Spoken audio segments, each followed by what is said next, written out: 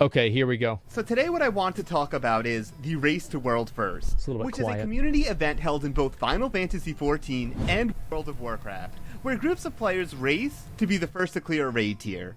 I am just going to flat out say it. Blizzard could learn a lot from Final Fantasy XIV. Just for complete transparency and clarity, I am coming at this from the point of view of a viewer, not a participant. Okay. While I do love to raid, pushing for World First is, well, it's beyond me. I think the WoW Race to World First is pretty much fine.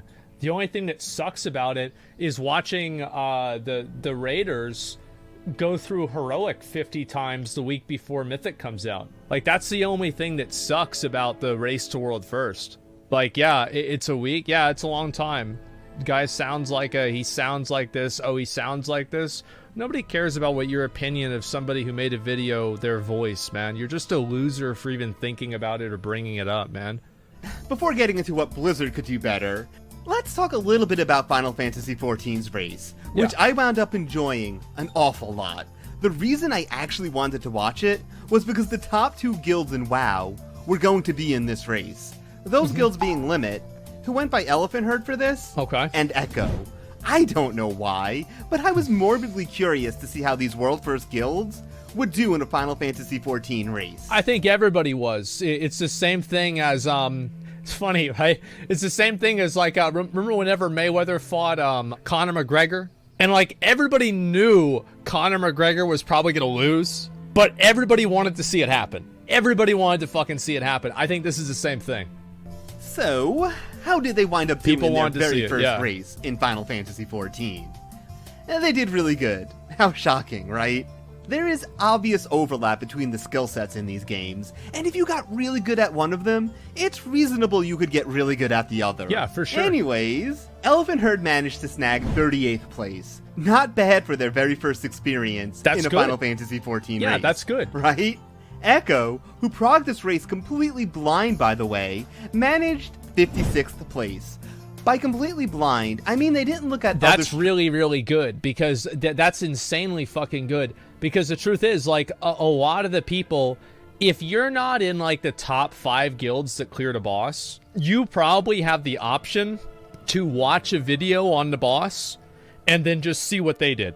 Because what a lot of the guilds did, this is like the etiquette for like years in Race to World First, is that they wouldn't release the video until like 2 or 3 or 4 guilds killed the boss. But after that, like, if you're in even like the 10th guild in the world, you're able to watch the World First kill and see how they did it. Streams that were more progressed. I do wonder how well Echo and Elephant Herd will do if they decide to participate in the next race, since I'd imagine this race was a bit of a learning experience. Now, when it comes to who won the race, the Team TPS, or Thoughts Per Second, took the World First, and was almost 2 hours ahead of their nearest competition. I looked through past races. Well, like, these are the guys that won Alexander, right? I mean, this is the, yeah, I mean, like, these guys, the thing is, like, to a certain degree, I don't really know if, like, Final Fantasy has as much competition in rating as WoW does. It's kind of hard for me to say, but, like, my perception of this as somebody who's just, like, an observer is that the competition for WoW rating is, like, much more extreme because it's been going on for so long, and also there's, like, money behind it. Like, TPS isn't really sponsored by anything or anything like that. So, like, that's a big factor. TPS is relatively new, entering the races in 5.1, which released a little bit over 2 years ago.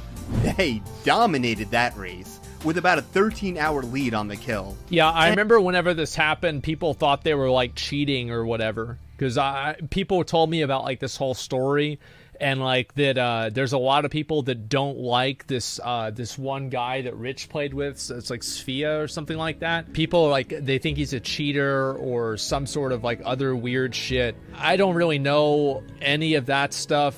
I mean, to me, like, a kill's a kill. Right? I mean, it's that simple. Like, a kill's a kill. You kill the boss, and it's like, unless you're abusing some kind of crazy bug, then, like, you know, it is what it is. And came in third in 5.2, and since then have been getting nothing but first.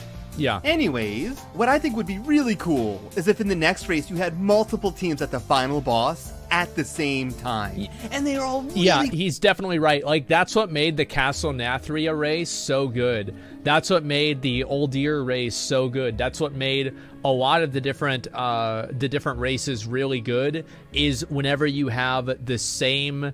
like, both teams are, like, neck and neck. Like, that's what really fucking makes things exciting. Like, the Castle Nathria one was, like, the pinnacle of that. And there was other raids that did the same thing.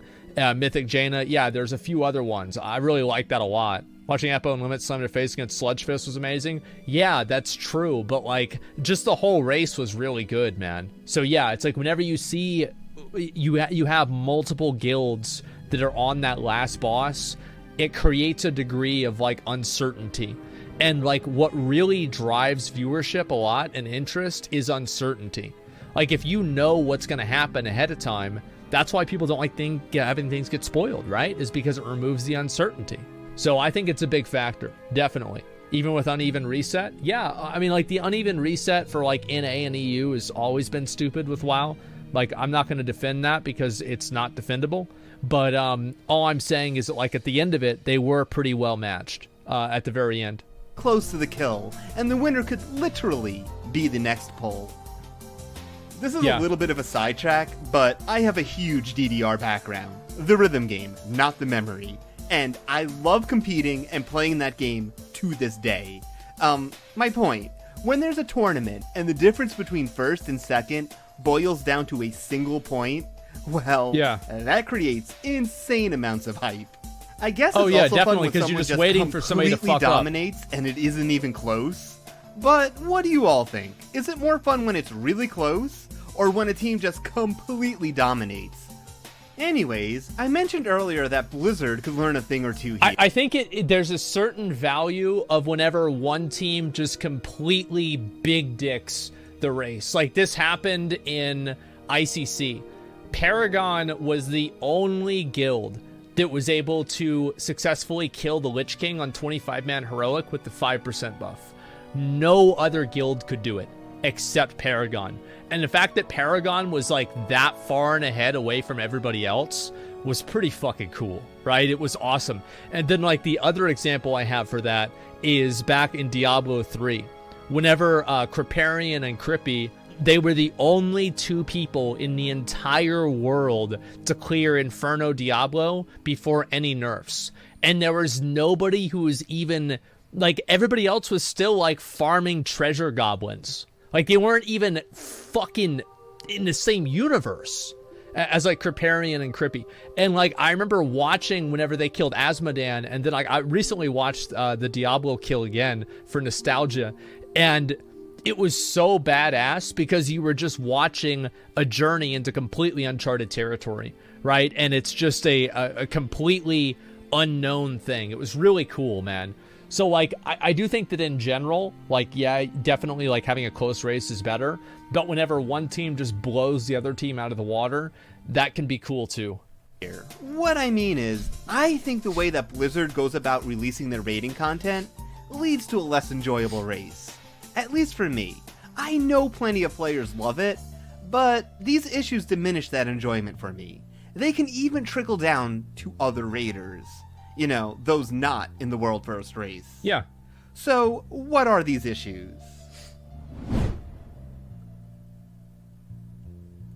The first issue I want to talk about is the PTR, or Public Test Realm. Yep. Essentially, Blizzard has their players do some QA for them here, where they test a variety of things, including raid encounters.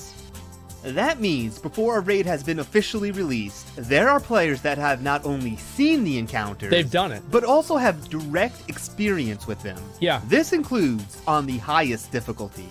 Any guild who is at least semi-serious about progression will go to the PTR to test out. Yeah, we used to PTR, like, my guild, I mean, I've always been in, like, a semi-hardcore guild, right?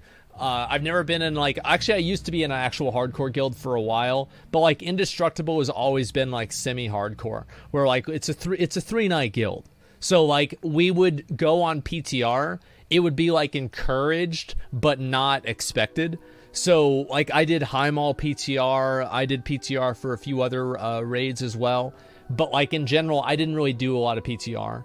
But it does give you a huge level and, like, a huge head start above everybody else whenever you do it yourself. These fights. I never really found it to be all that fun whenever I had to go on the PTR and test a raid encounter. Yep. They are buggy, incomplete, and unbalanced. Like I said, some of this stuff even trickles down to non-World First raiders. Anyways, the way I look at it is, it's like the race already started before the raid was even released. Yeah. That is such a far cry from how 14 handles their QA. There is no PTR in 14. All the testing is done in-house. That is so much more fun as a raider, because you don't have to test an encounter that is full of bugs and unbalanced. And yeah, I actually think that that's true. I'd love if we didn't know what any of the bosses were. I think that would be fucking amazing, dude. Like, you have no clue whatsoever what the bosses are gonna be, and you just go in there. It's like, imagine, like, let me think of a boss that would be like a huge shock whenever people see it. Like Croesus, you know, the guy that killed Tyrion. In Legion, like, that was a huge shock. Like, yeah, Gul'dan's a great example, right? Where, like, you're not really even sure, like, oh, is it Gul'dan at the top of the tower? You beat Elisand, and it's like, oh, fuck, there's Gul'dan, he's right there. And then, you know, Illidan pops out, you have to fight him. Sindragosa Dungeon Journal. Yeah, well, I don't like the Dungeon Journal either. Like, in my opinion, I think that a Dungeon Journal should unlock once the first guild kills it on Mythic. I don't think it should start with the Dungeon Journal. I do. I think that would make it more interesting. Yeah, it would be badass Raw Den and Throne of Thunder. The problem is, like, with Raw Den, the boss bugged out because it wasn't tested. And the same thing happened with Sinestra, which also wasn't tested. Both of those bosses bugged out because they weren't tested properly. But to be fair, there's bosses that they did test and they still bugged out. It makes the race more interesting because it is truly blind.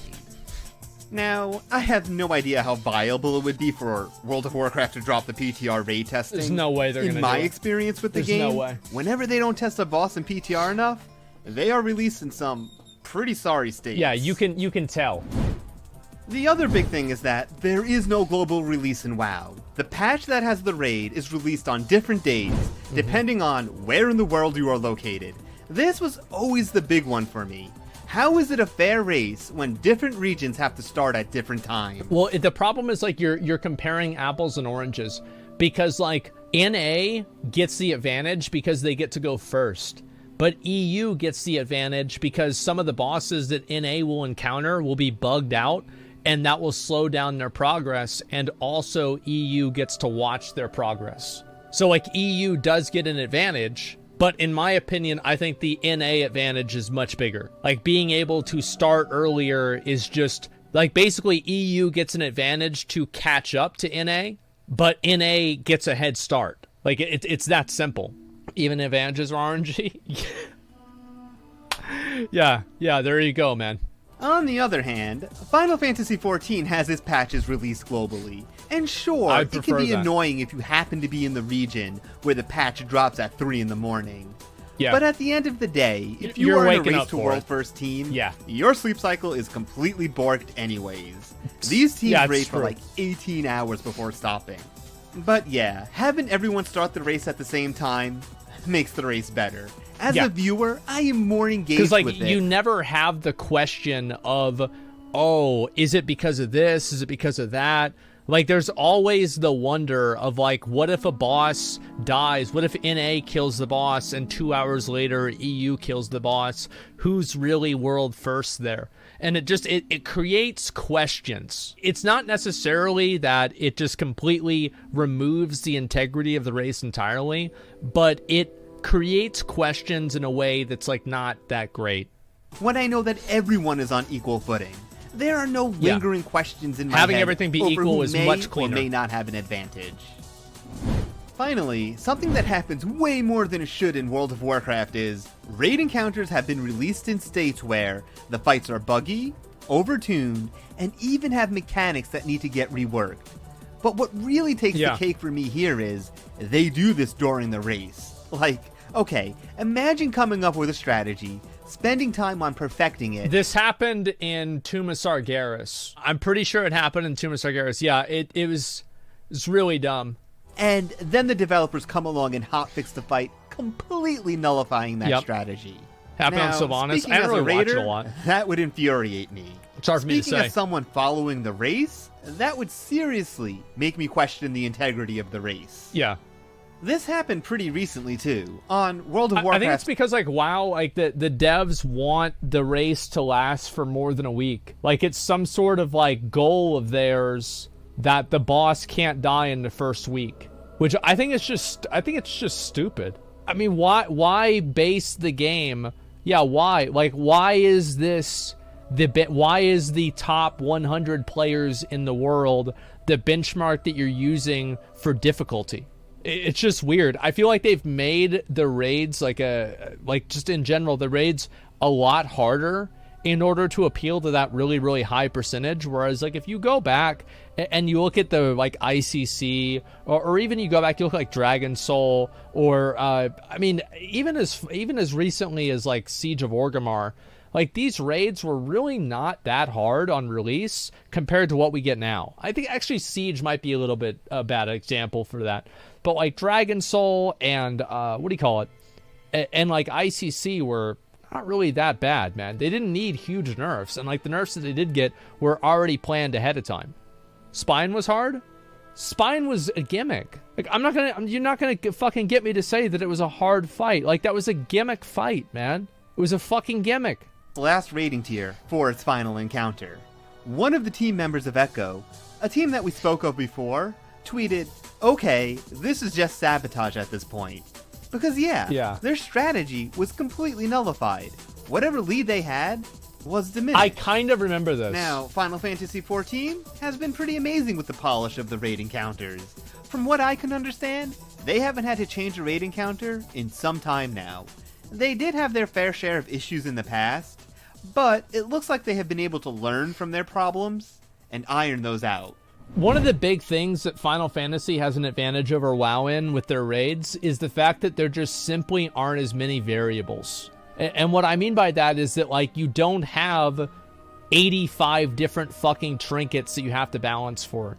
You don't have 500 different talents that you have to balance for, and like all these other types of comps. Like, for example, like Final Fantasy gives you a bonus to like how fast you can get your limit break, and I think it's also a damage bonus too if you have different classes in the raid. So like there's a lot of ways that Final Fantasy has simplified the raiding process for people, and in a way that makes it easier for them to develop it without having as many pitfalls.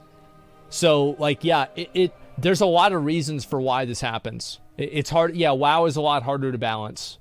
You know, before playing Final Fantasy XIV, I used to just think that the way WoW did things was just how things had to be done. It is what it is. You needed a PTR to do QA testing. Raid encounters, they needed to be tuned up and polished after their release. Globally releasing patches, that couldn't work. Now that I know it doesn't have to be this way, I can't help but wonder why it is. If the team behind Final Fantasy XIV can manage these things, then surely the team behind WoW could also manage, right? Anyways, that is all for this video. I hope you are all having an amazing day. Thank you so much for watching. Please consider leaving a like, commenting, and subscribing. Until next time, I'll link it for you guys. His points are good. I think the points were fine. I mean, like, what he was saying was true. Definitely. Yeah. Why'd you paste your stream key? Oh, shit. That is my stream key. Damn. Final Fantasy isn't as advanced as WoW. WoW needs player testing. Well, WoW, it's just like what you're comparing is like 15 variables versus 150 variables. So the more variables you have, the higher the chance that you're going to have a weird interaction to occur, right? It's the same as like time locking. Remember, like in time locking, whenever people would have like, oh, this ability's bugged out, or this trinket's a little bit too powerful. It's because you're balancing like 50,000 different trinkets that all work differently. Whereas like Final Fantasy doesn't have as many things like that, and it makes it easier to balance the game. And like each game, like there's advantages to each, right? Is like you have much more uniform experience in Final Fantasy, and you have a lot more freedom in WoW, right? It's kind of like the difference between like Dark Souls 1, Dark Souls 2 maybe, and Sekiro, right? Where like in Sekiro, like the experience that like every player goes in to fight Guardian Ape is going to be basically the same. And compare that to like Dark Souls, where like the experience that every person goes in to fight Ornstein and Smo is going to be completely fucking different, right? So, and that's the point that I'm getting at. You see what I'm saying? Is like there's just so much more variance that you can have, and because of that variance, it's a lot fucking easier to use an OP build to kill Ornstein and Smo than it is to fucking use an OP build. Guardian Ape's probably a bad example, but Genichiro, right? It's a lot harder to kill him. You see what I'm saying? Because there's less variables.